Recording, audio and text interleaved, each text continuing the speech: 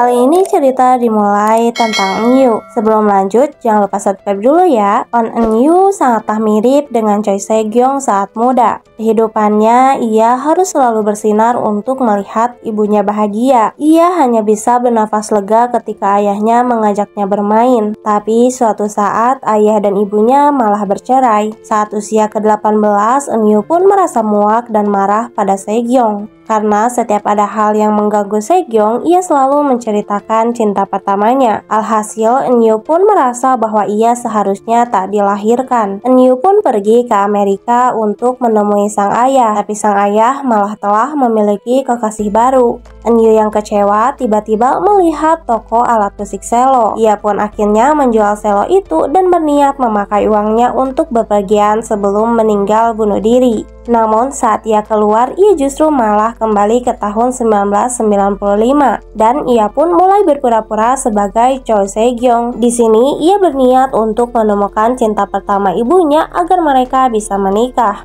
sehingga Enyu masa depan tidak akan ada. Nah, saat ini Chong-ah sudah sadar. Hee-chan meminta ditraktir sebagai balasan telah menolong Chong-ah. Saat makan, Hee-chan memberikan nomor faksimalnya ke Chong-ah. Sekalian ia pun mengantarkan Chong-ah pulang ke rumahnya.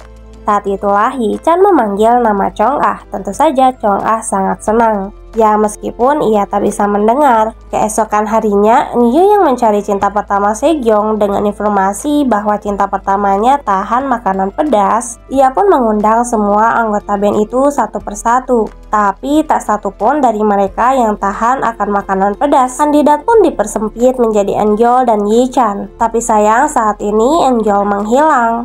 Di rumah, Hee-chan berbicara dengan Balsan. Balsan mengatakan bahwa Eungeol bekerja paruh waktu untuk mengerjakan tugas sekolah para tamu di penginapan nenek.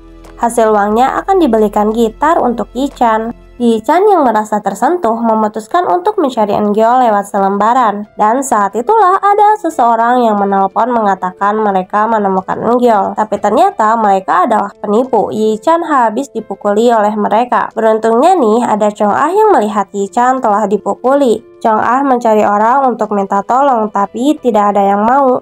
Hingga akhirnya ada Enyu yang kebetulan lewat dan Enyu pun langsung menolong Hee-chan. Tapi Chong-ah yang melihat itu pun langsung pergi meninggalkan mereka. Saat ini Eungeol yang terbaring di rumah sakit tiba-tiba kembali ke masa depan. Ia berlari ke rumah ayahnya dan menemukan ayah dan kakaknya. Mereka pun mulai makan bersama dan Eungeol menceritakan bahwa ia bermimpi kembali ke masa lalu. Namun saat ibunya tiba, ternyata ibunya berubah menjadi Choi Seo-kyung, bukanlah Chong-ah. Ia pun berteriak dan terbangun di sebuah rumah, yang ternyata itu adalah rumah Chong-ah. Eungeol dibawa oleh kakak Chong-ah untuk menandatangani surat pernyataan agar tidak terjadi masalah pada perusahaan. Saat keluar, Eungeol melihat Chong-ah dan kembali merobek surat pernyataan itu. Ia pun berpura-pura terluka agar ia bisa kembali ke kamar. Di luar, Chong-ah bertengkar dengan saudara tiri perempuannya. Ibu tirinya tentu saja membela anaknya dan akan menampar Chong-ah. Eungeol pun datang dan menghadang mereka, berkata bahwa ia akan memberitahukan pimpinan atau ayah Chong-ah tentang perilaku ibu tirinya itu. Saat itulah kebetulan ayahnya pun datang tanpa direncana. Hee-chan yang saat ini di rumah sakit berbohong pada neneknya bahwa ia menginap di rumah maju. Anggota band dan Enyu pun menjenguknya. Enyu pun mengatakan bahwa bukan dia yang menyelamatkannya melainkan Chong-ah. Hee-chan memang tak mengingatnya. Hee-chan berkata bahwa Chong-ah adalah sahabat Seo-kyung. Tentu Enyu tak tahu dan berusaha pura-pura tahu, karena Hee-chan memang tak tahu bahwa Seo-kyung yang di hadapannya adalah Enyu, bukanlah Seo-kyung. Setelah itu, Enyu melihat Eungeol dan mereka pun berbicara. Sekalian Enyu akan mengecek apakah Eungeol tahan makanan pedas. Namun saat itu Eungeol tak mau makan dan malah pergi. Ia mengatakan bahwa ia memiliki urusan yang harus diselesaikan. Ternyata saat Enyu ingin menemui Chong-ah, Eungeol datang ke sekolah bersama Chong-ah. Hal itu terjadi setelah Eungeol berbicara dengan ayah Chong-ah untuk mengajari Chong-ah belajar bahasa isyarat selama 1 bulan. Hee-chan yang mengetahui Eungeol di sekolah Chong-ah melalui Enyu pun pergi memainkan alat musik ke sekolahnya. berharap Eungyul akan kembali ke bandnya. Tapi ternyata Eungyul punya syarat, ia akan kembali asal Yichan menjauh dari Sejong karena Eungyul juga mencintai Sejong. Tak terima dengar hal itu, Yichan pun marah dan mereka pun bertengkar. Hingga guru yang menghentikan mereka berlarian dan lagi-lagi Chong-ah membantu Yichan kabur dari guru itu. Eungyul yang berlari menuju Eunyu yang kehilangan topinya.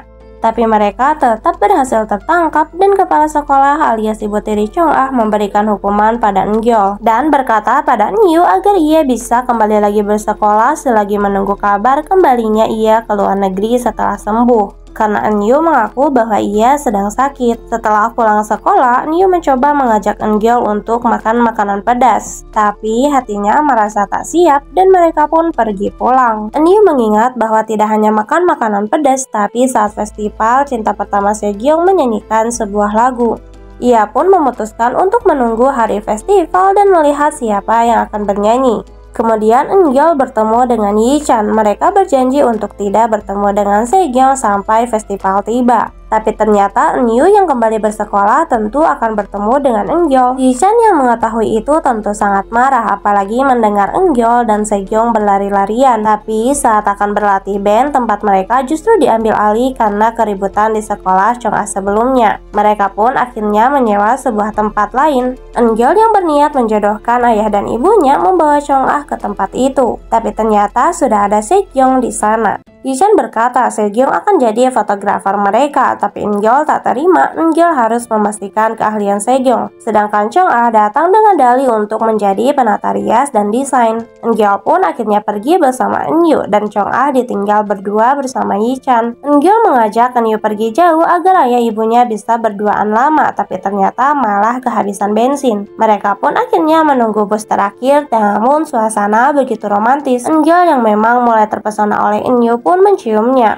Sedangkan Yichan meminta maaf dan berterima kasih kepada Chong-ah karena telah menolongnya dengan bahasa isyarat. Yichan pun melihat gambar dirinya di buku Chong-ah. Melihat hal itu, akhirnya Chong-ah pun mengakui perasaannya. Chong-ah berkata bahwa ia tahu jika Yichan menyukai Sejong, tapi bisakah mereka berteman? Keesokan harinya, Eungyul dihukum lagi oleh ibu tiri Chong-ah agar ia tidak bisa membantu Chong-ah belajar bahasa isyarat. Ibu tiri Chong-ah berkata agar Eungyul bisa pergi bahkan sebelum sebulan. Tapi Eungyul menolak karena atasan ia bukanlah ibu tiri Chong-ah, melainkan pimpinan alias ayah Chong-ah. Sebenarnya perjanjian mereka adalah agar ayahnya bisa melihat senyuman ceria Chong-ah dalam waktu sebulan. Eungyul meminta pimpinan untuk membelikan faksimiles untuk Chong-ah.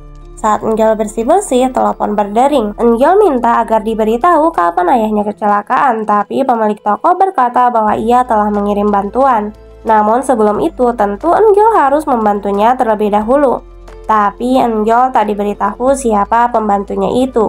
Saat itulah kakak kelasnya mempertemukan anggota band dengan pemilik gedung, yaitu pemilik toko gitar. Mereka pun akan dibantu oleh Yeon Dong-jin, dan Eungyul pun berpikir apakah pembantunya adalah Yeon Dong-jin atau pemilik toko gitar itu. Tapi Yichan maju dan Eungyul malah pergi karena malu pernah menipu Dong-jin. Setelah itu Yichan tak sengaja bertemu Chong-ah dan memberitahu bahwa nama bandnya harus diganti karena takut ketahuan oleh Yeon Dong-jin. Chong-ah memberikan desain lukisan semangka Viva La Vida oleh Frida Kahlo. Akhirnya mereka pun memutuskan untuk menamai band mereka dengan nama Watermelon Sugar. Eungyul menemui Eunyu untuk memberitahukan nama bandnya dirubah. Terlihat Eunyu seperti sakit. Eunyu pun meminta Eungyul untuk mengantarnya menukar uang untuk menonton bioskop.